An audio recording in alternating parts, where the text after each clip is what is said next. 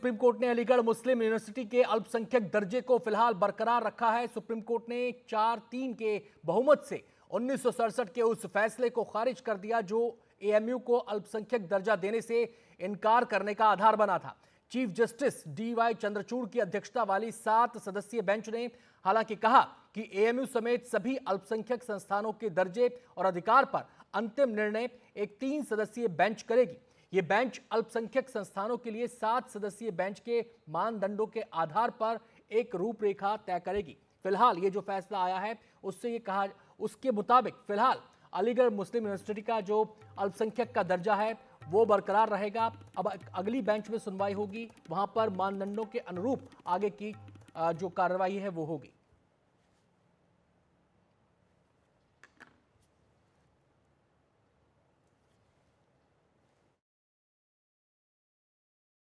अलीगढ़ मुस्लिम university को लेकर supreme court का एक फैसला आया है। हालांकि 7 जजों के संविधान पीठ ने ये तय नहीं किया कि एएमयू जो है वो अल्पसंख्यक दर्जे में रहेगा या नहीं रहेगा, लेकिन सुप्रीम कोर्ट ने कुछ मानदंड तय किए हैं जिनके आधार पर यह तय किया जाएगा कि कोई जो संस्थान है वो अल्पसंख्यक संस्थान कहलाएगा या नहीं कहलाएगा, उसे दर्जा मिलेगा या नहीं मिलेगा, उन मानदंडों का पालन करना पड़ेगा। और एएमयू का मामला जो है 3 जजों की पीठ को अब भेज दिया गया है और इन मानदंडों के आधार पर 3 जजों का पीठ जो है वो फैसला करेगा कि एएमयू को अल्पसंख्यक का दर्जा दिया जा सकता है या नहीं दिया जा सकता। तब तक जो स्टेटस को है यानी जो अल्पसंख्यक का दर्जा है वो बरकरार रहेगा, लेकिन एएमयू को लेकर, अलीगढ़ मुस्लिम यूनिवर्सिटी को लेकर अभी कानूनी लड़ाई आगे भी चलेगी। 7 जजों के संविधान पीठ ने 4-3 के बहुमत से ये फैसला सुनाया है। चीफ जस्टिस डीवाई चंद्रचूड़ के साथ 3 और जज थे जो बहुमत का फैसला है, जस्टिस सूर्यकांत, और 2 अन्य जजों ने इस फैसले का विरोध किया। सबसे अहम बात यह है कि सुप्रीम कोर्ट ने 4-3 के बहुमत से 1967 के अजीज बासा केस में 5 जजों के संविधान पीठ को पलट दिया है उस फैसले को, जिसमें कहा गया था कि अलीगढ़ मुस्लिम यूनिवर्सिटी जो है वो उसको अल्पसंख्यक का दर्जा नहीं दिया जा सकता क्योंकि उसकी स्थापना कानून द्वारा की गई थी, ना कि अल्पसंख्यकों के द्वारा, समुदाय के द्वारा। मुस्लिमों ने नहीं स्थापित किया था। उसी के आधार पर बाद में 1981 में कांग्रेस की जो सरकार थी वो कानून लेकर आई थी और अल्पसंख्यक का दर्जा दे दिया था, लेकिन 2006 में इलाहाबाद हाई कोर्ट ने इस फैसले के आधार पर एक बार फिर ये फैसला दिया था, आदेश दिया था कि अल्पसंख्यक का दर्जा एएमयू के पास नहीं है। मामला सुप्रीम कोर्ट पहुंचा था।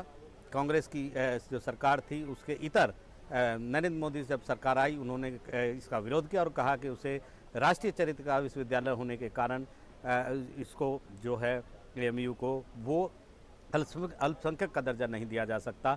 लंबी चौड़ी सुनवाई के बाद फैसला सुरक्षित हुआ था और अब सुप्रीम कोर्ट ने बड़ा फैसला सुना है। और सुप्रीम कोर्ट ने कहा है कि अजीज बादशाह केस में ये फैसला सही नहीं था कि सिर्फ स्थापना कानून के द्वारा हुई थी, इसलिए इसे जो है माइनॉरिटी इंस्टीट्यूशन नहीं माना जा सकता। सुप्रीम कोर्ट ने कहा है कि अल्पसंख्यक का दर्जा देने के लिए और भी चीज़ें ध्यान में रखनी चाहिए, जिसमें ये ध्यान में रखना ज़रूरी नहीं है कि स्थापना कानून के द्वारा हुई थी या नहीं हुई थी। उसमें ज़रूरी ये देखने वाली बात है, जो मानदंड है, कि उसकी स्थापना के पीछे इतिहास क्या था, उसका उद्देश्य क्या था, किस समुदाय के लोगों ने का दिमाग था कि इसकी स्थापना के पीछे क्या उसका उद्देश्य था।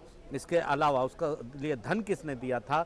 जो कम्युनिकेशन है, जो संचार हैं पुराने हिस्ट्री के, वो निकाले जा सकते हैं और तमाम जो आदान प्रदान संचार का जो इस पूरे मुद्दे पर हुआ वो देखना ज़रूरी है। तो ये एक अहम मानदंड यहाँ पर निर्धारित किए हैं और एएमयू के वकीलों का दावा है कि एएमयू इन जो मानदंड हैं उनको पूरा करता है, संतुष्ट करता है और आखिर में उसी की जीत होगी। तो फिलहाल एएमयू के लिए राहत यह है कि स्टेटस को जो अल्पसंख्यक का दर्जा था वो उसके पास है, लेकिन कानूनी लड़ाई अभी आगे भी जारी रहेगी। नई दिल्ली से आशीष भार्गव, एनडीटीवी इंडिया। शादान फरासत हैं एएमयू के इस केस में वकील, और उनसे बातचीत की हमारे संवाददाता आशीष भार्गव ने। आगे दिखाते हैं आपको उन्होंने क्या कहा। शादान फरासत हैं जो इस केस को लगातार लड़ाई इस पे लड़े हैं। सर, अब जो मानदंड आए हैं, एक राहत की सांस लेकर आए हैं एएमयू के लिए? बिल्कुल बिल्कुल राहत की सांस, बिकॉज जो मापदंड आए हैं वो मेरे हिसाब से जिस तरह से एएमयू एस्टेब्लिश हुआ था, उसकी जो हिस्ट्री है, उसके जो जिन लोगों ने उसके लिए मनी दिया था, जिस तरह जो भी टेस्ट मापदंड आए हैं, मेरे हिसाब से वो एएमयू वो सारे मापदंड जब भी कोर्ट डिटर्मिन करेगी ऑफ कोर्स वो कोर्ट को डिटरमिन करना भी बाकी है, लेकिन उस पर हमारा बहुत अच्छा पॉजिटिव केस रहेगा। तो किस तरह के क्राइटेरिया अभी जो अजीज बादशाह में क्या था और क्या रूल करके आम लोगों को जरा समझा। देखिए, अजीज बादशाह ने ये कहा था कि क्योंकि उस समय 1920 में जो कॉलोनियल लेजिस्लेचर है, इंपीरियल लेजिस्लेचर, उसने एमयू को एस्टैब्लिश किया था एक्ट बना के, और क्योंकि एमयू को कॉलोनियल लेजिस्लेचर ने एस्टैब्लिश किया था, इसलिए वो मुस्लिम माइनॉरिटी उसको एस्टैब्लिश नहीं कर सकते हैं, बिकॉज लीगली वो एस्टैब्लिश लेजिस्लेचर ने किया था। उस फाइंडिंग को पूरी तरह से ओवर रूल कर दिया है। सुप्रीम कोर्ट ने कहा है कि लीगल इनकॉर्पोरेशन एक चीज होती है और जो एस्टैब्लिशमेंट ऑफ इंस्टीट्यूशन होता है वो एक दूसरी चीज होती है। तो कोई भी माइनॉरिटी कम्युनिटी एक इंस्टीट्यूशन एस्टैब्लिश कर सकती है। ऑफ कोर्स वो उसको एस्टैब्लिश करने के प्रोसेस में उसके लीगल इनकॉर्पोरेशन के लिए लेजिस्लेचर या किसी और लीगल एंटिटी की हेल्प ले सकती है, बट इसका मतलब ये नहीं है कि वो इंस्टीट्यूशन उस माइनॉरिटी कम्युनिटी ने एस्टैब्लिश ही नहीं किया है। तो ये मेन फाइंडिंग है आज की जजमेंट की, और अजीज बादशाह को ओवर रूल कर दिया गया है। अब जो मापदंड दिए गए हैं उनके हिसाब से, मेरी जितनी अपनी व्यक्तिगत मेरी सोच और समझ है, उसके हिसाब से एमयू को वो सारे जो मापदंड है वो मीट करेगी। उन्होंने ये कहा है कि इसके पीछे देखना है इंटेंट क्या है, उसका एडमिनिस्ट्रेशन कौन कर रहा है। तो पहले किसने एस्टैब्लिश, किस कम्युनिटी ने अपने आप को बढ़ावा देने के लिए, किसको एजुकेशन बढ़ाने के लिए एस्टैब्लिश किया था, उसमें पैसा किस कम्युनिटी का लगा, उसमें लोग कौन इन्वॉल्व थे, उसमें प्राइमरी कम्युनिकेशन क्या हुआ था जब एस्टैब्लिशमेंट के समय, कि भाई किसके लिए है, और वो सारी चीज़ें अगर आप देखेंगे एमयू की हिस्ट्री में तो वो सारी चीज़ें क्लियरली इंडिकेट करेंगी कि वो मुस्लिम माइनॉरिटी को एस्टैब्लिश करने के लिए दिया गया। लेकिन फिलहाल एक लड़ाई अभी ये जारी रहेगी। जी बिल्कुल, वो है। तो आज के फैसले के बाद फिलहाल अलीगढ़ मुस्लिम यूनिवर्सिटी का अल्पसंख्यक दर्जा बरकरार रहेगा। सुप्रीम कोर्ट की संविधान पीठ ने तय किए अल्पसंख्यक दर्जे के नए मानदंड, साथ ही मामले को सुनवाई के लिए दूसरी बेंच के पास भेज दिया गया। सुप्रीम कोर्ट के फैसले को लेकर हमारे सहयोगी अदनान खान ने एएमयू के छात्रों से खास बातचीत की है। छात्रों का रुख क्या है, दिखाते हैं आपको। सुप्रीम कोर्ट के फैसले आने के बाद में हमारे बीच कुछ छात्र हैं एएमयू के, हम इनसे बात करते हैं क्या सोच है फैसला आने के बाद इनकी। जो आज ऐतिहासिक दिन है, हिस्टोरिक डे है, माननीय supreme court, honourable supreme court ने जो अलीगढ़ मुस्लिम यूनिवर्सिटी के हक़ में ये फ़ैसला दिया है, हम हमेशा की तरह आज भी माननीय सुप्रीम कोर्ट के फैसले की रिस्पेक्ट करते हैं और वेलकम करते हैं, और हम शुक्रगुजार हैं माननीय सुप्रीम कोर्ट का और उन तमाम लोगों का जो इस केस में जुड़े रहे हैं और जिन लोगों ने इस केस में अपना पॉजिटिव योगदान दिया, हम उनका भी शुक्रिया करते हैं। और हम मुबारकबाद देते हैं तमाम उन लोगों का जो अलीगढ़ मुस्लिम यूनिवर्सिटी से मोहब्बत रखते हैं और अलीगढ़ मुस्लिम यूनिवर्सिटी को सपोर्ट करते हैं। किस तरह की तैयारी कर रखी थी आप लोगों ने, क्या सोच थी इस फैसले आने से पहले आपकी? हम लोगों को पहले से उम्मीद थी कि जो हक का फैसला होता है, जो अलीगढ़ मुस्लिम यूनिवर्सिटी के लिए हमें उम्मीद थी सुप्रीम कोर्ट से कि जो फैसला आएगा वो सही फैसला आएगा, और जो भी फैसला होता हम उनका वेलकम करने के लिए तैयार थे। तो ये डिसीजन जो सुप्रीम कोर्ट का अलीगढ़ मुस्लिम यूनिवर्सिटी के छात्रों के लिए दिया गया है, हम उनका शुक्रगुजार करते हैं। जो 7 जज की जो बेंच थी, हम सबका तहे दिल से शुक्र अदा करते हैं, और ये आज हमारे लिए बहुत ही खुशी का दिन है। क्या आपको उम्मीद थी इस तरह का फैसला आएगा? जी, उम्मीद थी कि जो एएमयू का माइनॉरिटी स्टेटस है कि हमारे हक में फ़ैसला आएगा। जो कि यूनिवर्सिटी है वो पूरी बुनियादी माइनॉरिटी स्टेटस के बेसिस पे बनी हुई है, तो जाहिर सी बात है कि जो फैसला था माननीय सुप्रीम कोर्ट का, वो हमारे हक में दिया, और हमें इस बात की बहुत ज़्यादा खुशी है। हमारे साथ और भी छात्र मौजूद हैं, शायद एक कश्मीर से हैं, हम इनसे बात करेंगे। क्या सोच है आपकी इस फैसले को लेकर? जी, मैं शुक्रगुजार हूँ सुप्रीम कोर्ट का जिन्होंने फ़ैसला दिया है 4-3 से, क्योंकि हमें उम्मीद थी ये जो फ़ैसला है ये हमारे हक़ में आएगा, क्योंकि ये पहले से ही मतलब पता था कि क्योंकि ये हक़ है, क्योंकि अलीगढ़ मुस्लिम यूनिवर्सिटी माइनॉरिटी इंस्टीट्यूशन है। ऐसा नहीं है कि इंस्टीट्यूशन खाली माइनॉरिटी के लिए ही बना है, यहाँ पे इन्होंने हर एक जो मज़हब है उसको एक्सेप्ट किया। हमेशा यहाँ हर मज़हब के पढ़ते हैं, तो मैं शुक्रगुजार हूँ सुप्रीम कोर्ट का जिन्होंने ये फ़ैसला दिया है। और इस मुद्दे पर हमारे सहयोगी शुभांग ठाकुर ने बात की दिल्ली के जामिया मिलिया इस्लामिया यूनिवर्सिटी के छात्रों से। अलीगढ़ मुस्लिम यूनिवर्सिटी को माइनॉरिटी का दर्जा होना चाहिए या नहीं, इस बात का जो फैसला था वो आज सुप्रीम कोर्ट में आना था। फिलहाल जो 1967 का सुप्रीम कोर्ट का फैसला था कि एएमयू यूनिवर्सिटी को ये दर्जा नहीं देना चाहिए, उसे फिलहाल सुप्रीम कोर्ट ने आज पलट दिया है। लेकिन दर्जा मिलेगा या नहीं मिलेगा, इस बात के लिए एक नई पीठ तैयार की जाएगी, जो कि मानदंड बनाए गए हैं उसके तहत ये फैसला लेगी कि दर्जा मिलना चाहिए या नहीं। फिलहाल मेरे साथ यहाँ पर कुछ छात्र हैं जामिया मिलिया इस्लामिया के। आपका नाम? मोहम्मद अदनान। अदानी, बताइए कि फ़िलहाल आपको क्या लगता है, दर्जा मिलना चाहिए या नहीं मिलना चाहिए? बिल्कुल मिलना चाहिए, क्योंकि ये एक माइनॉरिटी स्टेटस, वो right to establish and administer linguistic और religious minority educational institution is a right under the it is a fundamental right. तो चीज़ ये है, हिस्टोरिकल फैक्ट्स बहुत साफ साफ है, कौन ये फाउंडर्स है, कैसे हुआ, ये किसके लिए बनाया था, ये सब हिस्टोरिकल फैक्ट साफ साफ है। तो ये मुस्लिम कम्युनिटी का अपलिफ्टमेंट के लिए, एम्पावरमेंट के लिए ये बनाया था। तो ऐसे वाले यूनिवर्सिटी का माइनॉरिटी स्टेटस मिलना ही चाहिए, ऐसे होना चाहिए। कितना ज़रूरी है? कितना ज़रूरी है मतलब वो कॉन्स्टिट्यूशन कितना ज़रूरी है उतना ज़रूरी है, क्योंकि कॉन्स्टिट्यूशन आर्टिकल 30 में साफ साफ बोल दिया है, all minorities, whether it is based on linguistic or religious, have the right to establish and administer educational institution of their own choice। तो कितना ज़रूरी है मतलब कॉन्स्टिट्यूशन कितना ज़रूरी है उतना ज़रूरी है माइनॉरिटी स्टेटस। 1967 में सुप्रीम कोर्ट ने एक फैसला लिया था कि दर्जा नहीं मिलना चाहिए, उस फैसले को आज पलट दिया गया है सुप्रीम कोर्ट द्वारा, वो कितना सही लगता है? मेरे हिसाब से माइनॉरिटी का स्टेटस बना रहना चाहिए, बना रहना चाहिए। क्या बदलाव रहेंगे आपको, क्या लगता है कि मतलब कितना ज़रूरी है? बिल्कुल 100% ज़रूरी है, क्योंकि अगर उसके फाउंडरों को देखा जाए कि किस मकसद को सामने रख के उन्होंने इस इंस्टीट्यूट को बनाया था, क्या सोच करके उसको बनाया गया था? आपका नाम? अरबाज अली। आपको क्या लगता है दर्जा मिलना बना तो रहना चाहिए, क्योंकि फाउंडर ने मतलब सोच के बनाया था कि माइनॉरिटी के मतलब मुस्लिम के इस टाइप मिलना चाहिए, मतलब प्रायोरिटी मिलनी चाहिए मुसलमान को, बट इस टाइम तो चेंज हो रहा है, तो मतलब गलत है ना। तो देखिए फिलहाल जो स्टूडेंट्स यहाँ पर हमारे साथ थे जामिया के, उनका ये मानना है कि जो दर्जा है वो मिलना चाहिए और बना रहना चाहिए, क्योंकि वो ज़रूरी है। और सुप्रीम कोर्ट ने भी फिलहाल यही फैसला लिया है कि आखिरकार क्या सोच करके जो मानदंड तैयार किए गए हैं कि आखिरकार क्या सोच करके यूनिवर्सिटी को बनाया गया था, उस सबको देखते हुए नई पीठ अब फैसला करेगी कि जो दर्जा है माइनॉरिटी का वो मिलना चाहिए या नहीं। फिलहाल थोड़ा और इंतज़ार लोगों को करना होगा इस फैसले को लेकर के, लेकिन एक बड़ी राहत ज़रूर आज मिली है। जो 1967 का जो सुप्रीम कोर्ट का फैसला था उसे सुप्रीम कोर्ट ने आज ज़रूर पलट दिया है। दिल्ली से अपने कैमरा पर्सन सचिन गुप्ता के साथ मैं शुभांग सिंह ठाकुर, एनटीवी इंडिया। रुख करेंगे अगली खबर का। खबर है हिमाचल प्रदेश से। हिमाचल प्रदेश की सुखविंदर सिंह सुक्खू सरकार में एक अजीबोगरीब मामला देखने को मिल रहा है। यह मामला सीएम सुक्खू के नाश्ते के लिए मंगाए गए समोसे से जुड़ा है। माना जा रहा है कि यह विवाद सीएम के सुरक्षा कर्मियों द्वारा समोसा खाए जाने से पैदा हो गया। मामला 21 अक्टूबर का है और मामले पर सीआईडी की जांच शुरू हो गई है। समोसा विवाद पर जब मुख्यमंत्री सुखविंदर सिंह सुक्खू से पूछा गया तो उन्होंने प्रश्न का जवाब देने के बजाय धन्यवाद कह के प्रश्न टाल दिया। उधर सीआईडी इसको विभाग का आंतरिक मामला बता रही है, लेकिन जांच रिपोर्ट लीक होने के बाद मामले ने तूल पकड़ दिया है। वहीं बीजेपी सुक्खू सरकार पर निशाना साध रही है।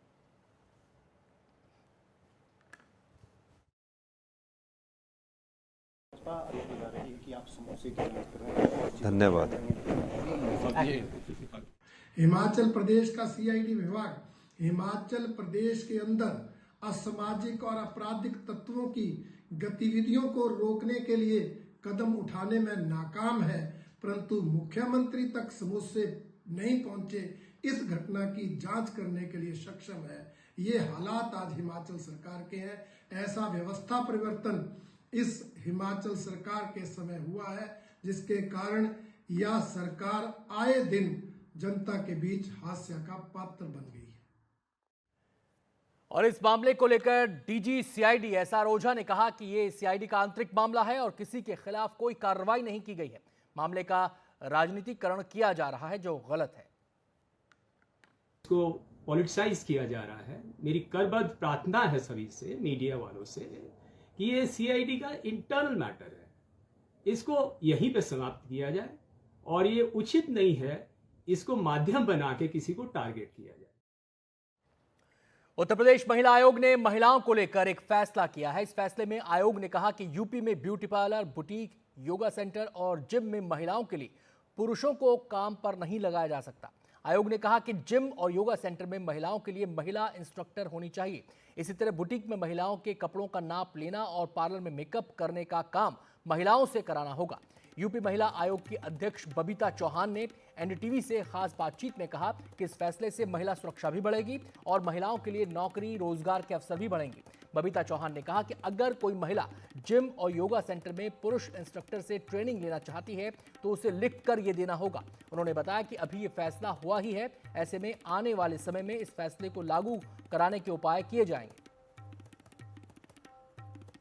महिला आयोग ने महिलाओं के जिम ट्रेनर्स को लेके, बुटीक में काम करने वाले लोगों को लेके कुछ फैसला किया है। फैसला क्या है? देखिए, ऐसा फैसला भी नहीं है, लेकिन इम्पोर्टेंट भी है, क्योंकि जैसे जिम है तो वहाँ ट्रेनर 99% क्या मैं समझती हूँ, शायद 100% जिम में जितने ट्रेनर हैं वो सब लड़के काम कर रहे हैं वहाँ, और जिम में जाने वाली 50% महिलाएं भी हैं। तो मेरा मानना है कि जो महिलाएं हैं, जो 50% आबादी है, उसके लिए अगर महिला ट्रेनर वहाँ रखी जाए तो मुझे लगता है कि बहुत अच्छा रहेगा। ये मैं इस अनुभव के आधार पर भी कह सकती हूँ, क्योंकि मैं भी इसी समाज से हूँ, यहीं से आई हूँ, महिलाओं के बीच में मैंने बहुत काम किया है। दूसरा, अभी भी हम जैसे सुनवाई करते हैं और वहाँ सारी चीज़ें आती हैं, तो बहुत सारी चीज़ें इनसे कनेक्ट होके आती हैं हमारे पास। जैसे जिम है या ब्यूटी पार्लर हैं या बुटीक हैं जहाँ महिलाओं के कपड़े सिलाई होते हैं, या जो कोचिंग सेंटर हैं, तो बहुत सारी जगह ऐसी हैं कि जहाँ भी वो अभी पता नहीं क्यों अनदेखा ऐसा हो रहा था कि हम नहीं समझ पा रहे थे। लेकिन क्राइम की अगर बात की जाए, जब महिलाओं की सुरक्षा की बात है, जब हमारी सरकार भी इतने कॉन्शियस हैं, इतना अवेयर महिलाओं को कर रही हैं, तो मुझे लगता है कि हम तो महिला आयोग हैं और महिलाएं हैं तो महिलाओं के हित की बात करेंगे। तो मुझे लगता है कि जब ट्रेनर अगर जिम में हैं तो अगर लड़कियां रखी जाएंगी तो दो चीज़ होंगी, एक तो जो वहाँ महिलाएं या लड़कियां, बच्चियां जो जिम कर रही हैं वो सुरक्षित होंगी, दूसरा हमारे यहाँ महिलाओं को काम मिलेगा जो भी, क्योंकि अगर रोज़गार की बात की जाए तो एक ये भी है, क्योंकि आज महिलाएं सारी जगह काम कर रही हैं, तो जिम में काम क्यों नहीं कर सकती, मेरा मानना ये है। अब है एक दूसरा है बुटीक पे मोस्टली वही फिर मैं कहूँगी कि 80-90% जो टेलर हैं वो सब जेंट्स हैं और वो मेज़रमेंट भी खुद करते हैं। मेरे पास बहुत सारी शिकायतें ऐसी आती हैं जो बैड टच को लेके होती हैं, तो कई बार महिलाएं घर में नहीं कह पाती हैं, संकोच की वजह से नहीं कह पाती हैं, छोटी बच्चियां वो डर की वजह से नहीं कह पाती हैं, और फिर कहें भी तो किससे कहें, क्योंकि कोई ऑप्शन नहीं है उनके पास। क्योंकि वहाँ अगर कपड़े उनको सिलाई करानी है, अगर बच्चियों को कपड़े फ्रॉक सिलवाने हैं या कुछ सिलाने हैं, महिलाओं को अगर ब्लाउज सिलवाने हैं, तो जाना तो वहीं पड़ेगा। तो मुझे लगता है कि उनके कहने के लिए उनकी कोई जगह भी नहीं है। पर मैं चाहती हूँ कि अगर टेलर अच्छे हैं तो वो रखें, कोई दिक्कत नहीं है, लेकिन मेज़रमेंट की अगर बात आती है तो मेज़रमेंट के लिए वो लड़कियाँ रखें वहाँ पे। इसको इम्प्लीमेंट कैसे कराएंगे, क्योंकि बुटीक गली गली खुले हुए हैं, जिम भी बहुत सारे ऐसे हैं जो गलियों में खुले हैं, लोकल महिलाएं जाती हैं, तो इम्प्लीमेंटेशन लेवल पर आप कैसे देखें? देखिए, हमारे पास साधनों की भी कमी नहीं है, ऐसा नहीं है कि साधन नहीं। अभी हमने आदेश पारित किया है, फिर जगह के जो जिस जगह है वहाँ पे थाने हैं, चौकी है, पुलिस है, सब कुछ है, वो जाएंगी वहाँ वेरिफिकेशन करेंगी। जब हम हर चीज़ का गणना करा लेते हैं तो ये तो एक मोटी सी बात है, कहीं भी अगर बुटीक है तो उसका बोर्ड तो लग ही रहा है, कहीं अगर जिम है तो उसका बोर्ड तो लग ही रहा है। तो मुझे लगता है ये सारी चीज़ें तो बहुत आसान है। और जहाँ तक अगर अच्छे जिम या अच्छे बुटीक की बात की जाए, जहाँ इस तरह के काम होने की ज़्यादा संभावना है, तो मुझे लगता है कि वो सब रजिस्टर्ड भी होंगे, और नहीं है तो फिर एक सबसे बड़ा क्राइम तो यही है कि वो रजिस्टर्ड क्यों नहीं है। तो मुझे लगता है कि बहुत ज़्यादा तकलीफ नहीं होगी, आसानी से ही लिस्ट बना ली जाएगी।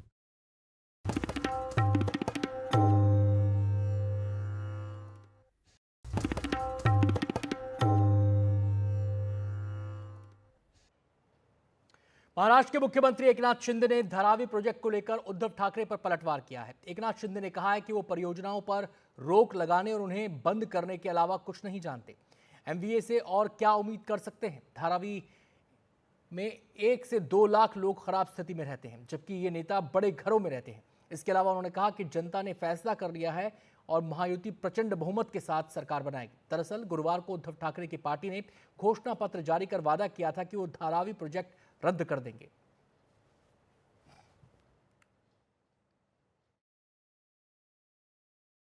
रद्द करने के सिवा और स्टे देने के सिवा उनको कुछ आता है क्या? 2.5 साल में तो सब मेट्रो को भी स्टे दिया था, कारशेड को भी स्टे दिया था, कोस्टल को भी स्टे दिया था, नागपुर मुंबई समृद्धि को भी स्टे दिया था, जलयुक्त शिवार को भी स्टे दिया था। सभी योजनाओं को स्टे देने का काम महाविकास आघाड़ी सरकार ने किया था, तो उनसे क्या और उम्मीद कर सकते हैं हम।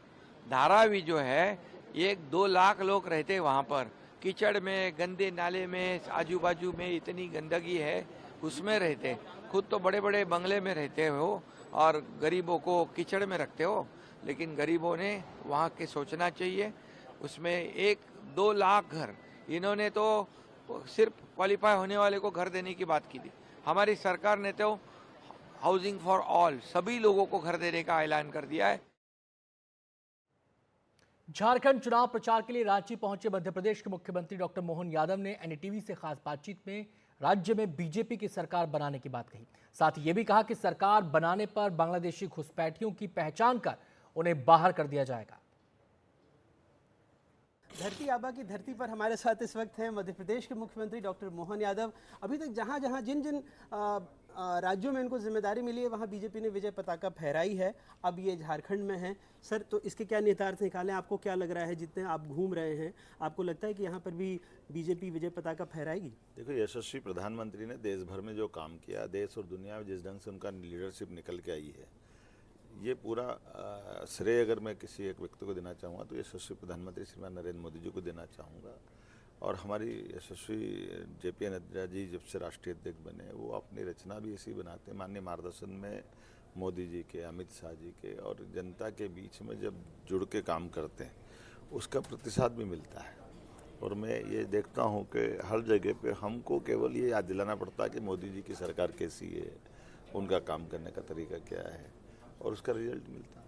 सर, पिछली दफ़ा बीजेपी को जो उसका आंकड़ा था वो कम रह गया, वोट प्रतिशत ज़्यादा अच्छा था। इस बार आपको क्या लगता है कि बीजेपी अपने दम पर सरकार बनाने की स्थिति में होगी? निश्चित रूप से, क्योंकि जैसे हेमंत सोरेन सरकार ने जो काम किया है, जिस ढंग से वो बदनामी हुई, वो जेल गए, तमाम प्रकार के झूठे वादे करके सरकार बना ली थी, जो वो एक भी पूरा नहीं कर पाए, जनता सब जानती है। सर, बांग्लादेशियों का मुद्दा यहाँ पर बहुत बड़े पैमाने पर चल रहा है।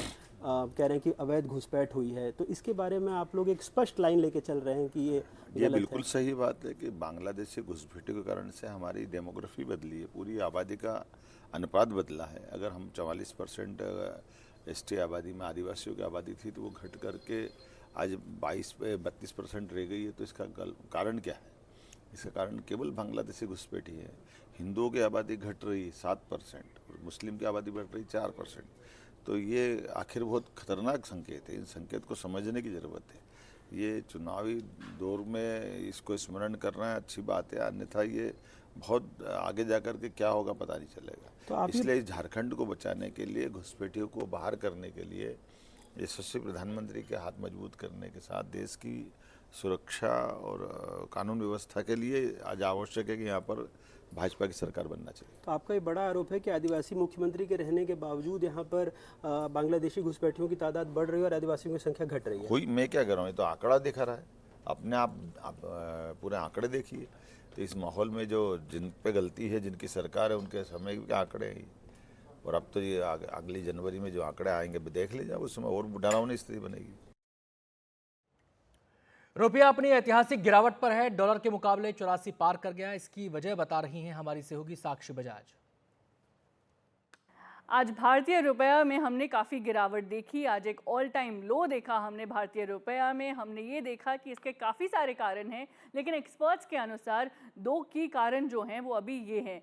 पहला कारण ये है कि एफआई आउटफ्लोज जो हैं, यानी कि फॉरेन इंस्टीट्यूशनल इन्वेस्टर्स का जो आउटफ्लोज हो रहे हैं वो जो है भारतीय रुपया पे इम्पैक्ट कर रहे हैं। और दूसरा कारण ये है कि डोनाल्ड ट्रंप की जीत के बाद डॉलर इंडेक्स जो है 4 महीने के हाई के पास में है और इसका डायरेक्ट असर होता है भारतीय रुपया पर।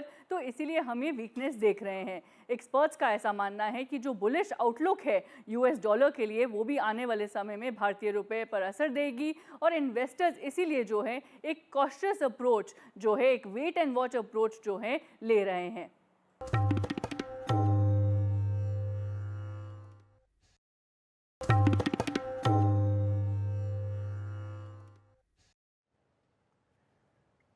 प्रधानमंत्री नरेंद्र मोदी महाराष्ट्र दौरे पर हैं। महाराष्ट्र के धुले में जैनाचार्य रतन सुंदर सुरीश्वरी महाराज से उन्होंने मुलाकात की। मुलाकात के बाद पीएम ने ट्वीट किया। पीएम मोदी ने कहा, धुले में जैनाचार्य रतन सुंदरी सुरेश्वरी महाराज साहिब से मुलाकात हुई। समाज सेवा एवं अध्यात्म के प्रति उनका योगदान सराहनीय है। उनके विपुल लेखन के लिए भी उनकी प्रशंसा की जाती है।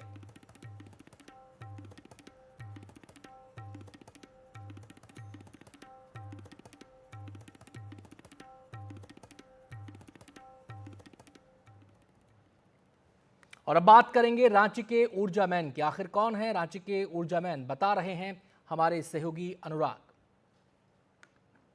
चुनाव के वक्त अक्सर हमको कई सारे ऐसे रंग देखने को मिलते हैं। मुझे रंजीत साहू जी रांची की सड़कों पर मिल गए। चूँकि ये साइकिल है इसलिए कोई मुझसे हेलमेट पर सवाल ना पूछे और हमारे कैमरे सहयोगी आगे हैं। रंजीत भाई की साइकिल आप देखिए बहुत ही रोचक है। पीछे एम्बुलेंस को साइड देने की बात है और आगे साफ सफाई का संदेश है। रंजीत जी खुद अपने बारे में बताएंगे कि वो स्वच्छता को लेकर रोज़ क्या करते हैं। हमें मालूम है कि इन्हें ऊर्जा मैन भी कहा जाता है रांची का। मैं सही हूँ रंजीत भाई? जी हाँ सर। क्यों कहा जाता है आपको ऊर्जा मैन? सर बिजली, हाँ, पानी, हाँ, पर्यावरण, हाँ, और स्वच्छता, हाँ, स्वच्छता पर मेरा एकला चलो अभियान हाँ हाँ चालू है। अच्छा, क्या करते हैं आप इस एकला चलो अभियान में? सर सुबह 4 बजे मैं उठता हूँ। हाँ हाँ। चिड़ियों को दाना पानी खिलाता हूँ। हाँ हाँ। उसके बाद रोड नाली की सफाई में लग जाता हूँ। अच्छा। मोहल्ले का रोड नाली साफ करके हाँ, बिजली बचाओ अभियान में निकल जाता हूँ। ठीक है। 30-35 किलोमीटर एरिया हाँ हाँ में घूम घूम कर दर्जनों मोहल्ले में साफ सफाई भी करते हैं। बेवजह स्ट्रीट लाइट आप थोड़ी स्पीड ले सकते हैं। हाँ, जितना भी स्ट्रीट लाइट जलते रहता है बेवजह दिन में, हाँ हाँ, उनको ऑफ करता हूँ। अच्छा। और अपने पैसे से जहाँ स्विच बोर्ड खराब है, हाँ वो आपके बैग में भी देखा मैंने। हाँ, और पीछे एम्बुलेंस को संदेश देने का लिखा हुआ आपने कि एम्बुलेंस को रास्ता दें, लोग हाँ, नहीं देते। तो ऐसा है सर, यहाँ का व्यवस्था देखेंगे, एम्बुलेंस इमरजेंसी होती है सर। हाँ हाँ। लेकिन यहाँ के लोग इमरजेंसी को भी नहीं नज़रअंदाज कर देते हैं। इसीलिए जागरूकता लाने के लिए मैं लिख दिया कि तो कम आप से इतने कम जागरूक इंसान हैं। आपने मुझे बताया कि आपने घर के 2 माले किराए पे दे रखे हैं, गाड़ी किराए पे दे रहे हैं, उससे घर चलाते हैं और उसी से समाज सेवा भी करते हैं। जी। तो आपके लिए चुनाव में मुद्दे क्या रहते हैं? सर विकास। विकास। हाँ, और विकास। वैसा विधायक जो साफ सफाई दे आपके इलाके में? साफ सफाई हो, बिजली हो, पानी हो, नौजवानों के लिए दूरगामी योजना हो। अच्छा, उसको देखते हुए वोट करते हैं सर। तो आपके इलाके में विकास है? आपके इलाके में साफ सफाई है? आप कहाँ रहते हैं? मधुकम में रहता हूँ, न्यू लाइन्स क्लब में। अच्छा, रांची में। और अपेक्षाकृत तो है सर। हाँ, लेकिन अभी और आवश्यकता है। लेकिन अपेक्षाकृत है तो फिर आपको क्यों सफाई करनी पड़ती है खुद से?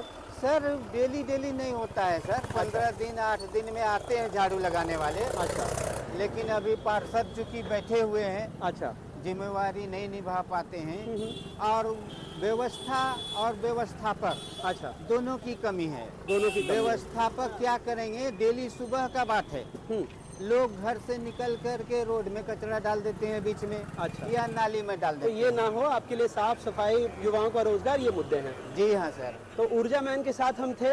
आप अपने कैमरा सहयोगी से कहेंगे कि वहाँ भी वो गाड़ी रोक दें और हम थोड़े आगे चलते हैं ताकि आपका अच्छे से शुक्रिया अदा कर सकें।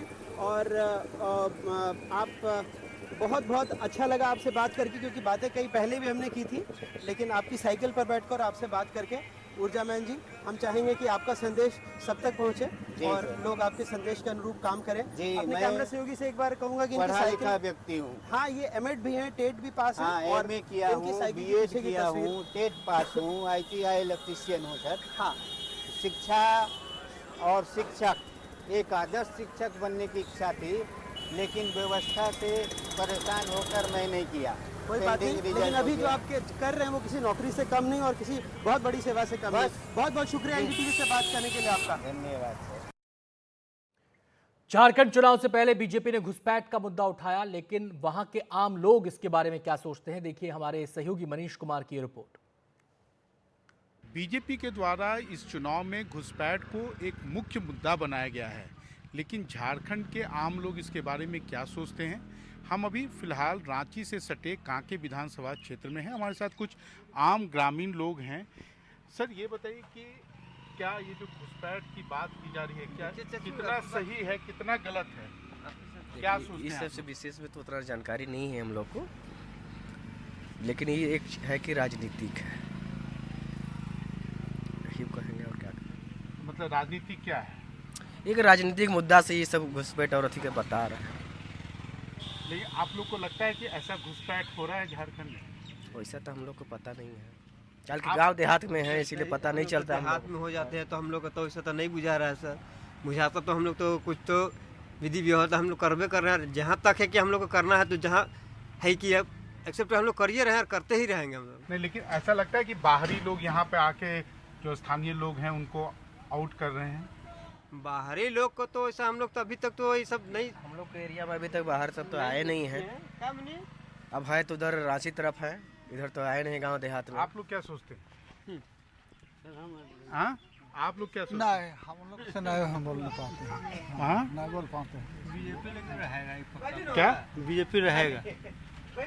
नहीं, ये जो मुद्दा उठाया जा रहा है सही है या गलत है? ये गलत बात है। ये जो घुसपैठ की बात की जा रही है उस पर तुम लोग को क्या कहना है? अगर सही में घुसपैठ है तो अच्छा बात है कि उसको मतलब उस पर कार्रवाई होना चाहिए। और अगर हम लोग तो वहाँ नहीं गए हैं तो हम लोग को उतना पता नहीं है, लेकिन वहाँ का लोकल आदमी ही बता सकता है कि सही में घुसपैठ हो रहा है या नहीं हो रहा। आप लोग क्या सोचते हैं? अगर घुसपैठ है तो कार्रवाई होना चाहिए उस जरूरी है। हाँ, क्या है? जरूरी है, क्या कार्रवाई होना चाहिए। जब घुसपैठ यहाँ पर है तो कार्रवाई तो होना चाहिए। तो गलत है। क्यों? क्या, लेकिन बीजेपी के चुनाव के दौरान में भी बोल रहा है, उस समय तो नहीं बोल रहा था। चुनाव के दौरान में पहले कहाँ था, जब अच्छी हो गया हेमंत आगे हो रहा है ये, इसलिए नहीं लड़ता तो नहीं बोलता। घुसपैठ का समस्या जो बीजेपी उठा रहा है ये सही है गलत है? तो गलत है। क्यों? बीजेपी सरकार तो अभी तो है मने कर रहा, अधिक चलेगा।